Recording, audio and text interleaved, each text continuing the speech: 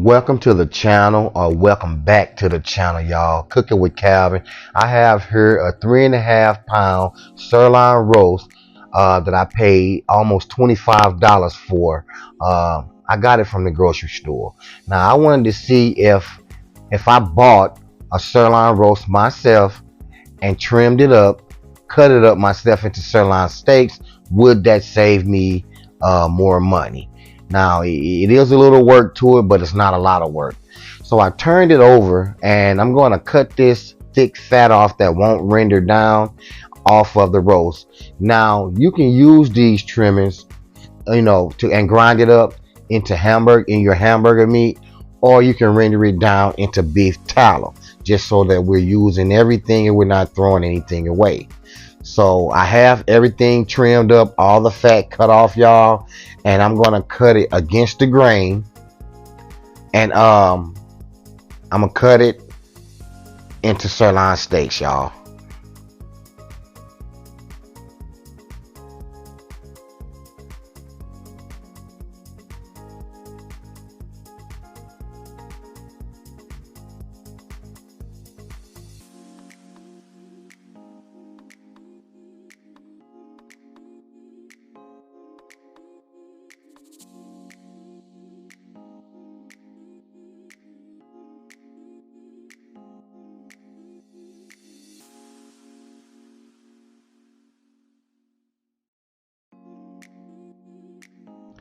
Now that I have the sirloin roast cut up um, into sirloin steaks, I can already tell that I'm saving money, because I can see at least 5 steaks and a bunch of trimmings that I can make breakfast steaks out of, or chop them up into stir fry, or make burritos, or quesadillas, or stew meat, anything that I want. But I'm going to take 2 of these steaks, which I cut them about an inch thick. I cut them kind of thick, and I'm just going to cook these. They look really pink and they look really fresh. I'm going to sprinkle some kosher salt and black pepper on them, and then I will fry these up and see how they come out.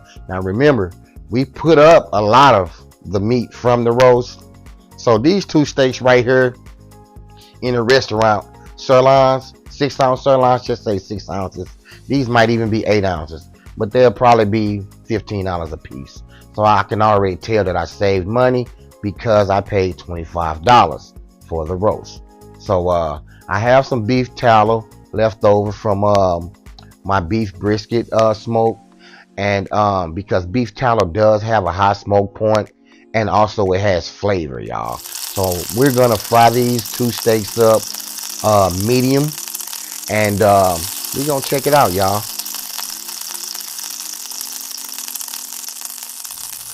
Now I cook these on each side for about 2 minutes, because I want these steaks to be medium, so about 135 degrees internally, no more than 140, because I want them medium. And I turned them over, and then I added my thyme, my rosemary, and some butter, y'all, because we're gonna baste these. And I think I cut them thick enough to where we could baste them and still keep that medium temperature. So then we gonna check it out. Now I did forget to tell y'all that I did add 1 crushed garlic clove.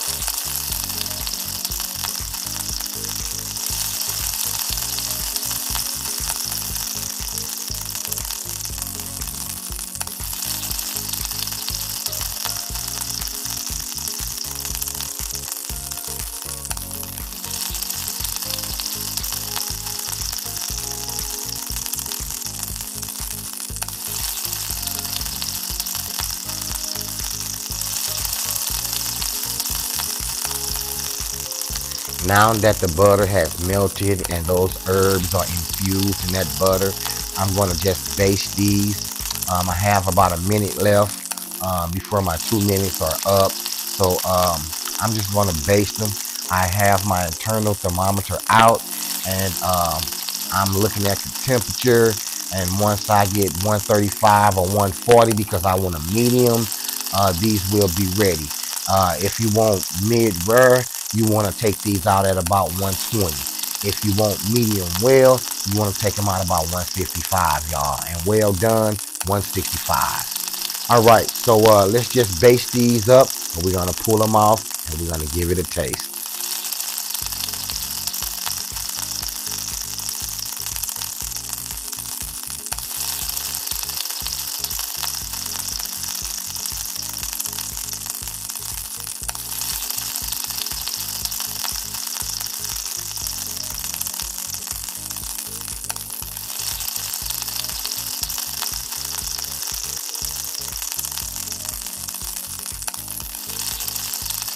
Okay, y'all, my temperature is about 109 right now, so I still have a little ways to go, about another minute and a half, and we should be right there, y'all.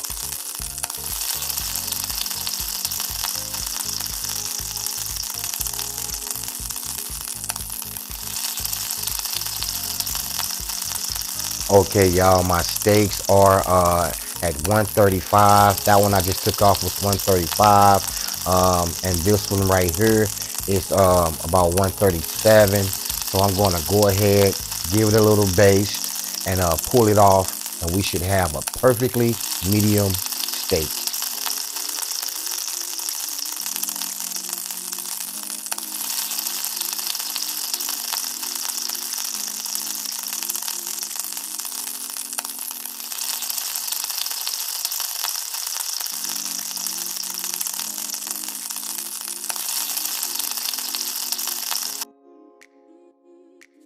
Okay, y'all, now that my internal temperature is 140, I'll pour a little bit of the bastings on the top of them. I'll sit these to the side for 10 minutes and let them rest. It's very important that you let your steaks rest before you cut it, so all those juices flare out evenly throughout the steak, and you have a juicy steak. If you cut it before you let it rest, all the juice will run out and you'll have a dry steak. So we're gonna cut these up against the grain, and we're gonna give it a taste, y'all.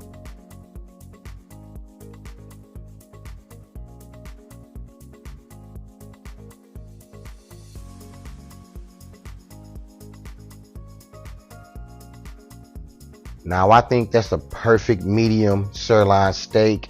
I do have some steak sauce and some salt, which you don't need because a perfectly good steak doesn't need any sauce. But these came out juicy. They came out good. They got a nice crust, a nice bark on them. And just remember, I do have about 4 or 5 other steaks that I put up. Breakfast steaks, sirloin tips, or sirloins. So I think that I saved some money on this right here. I caught this one on sale for $25. It was originally $41, so I caught it on sale, and I thought I could save some money and have some good steaks, y'all. So you might want to check into something like this next time, cooking with Calvin.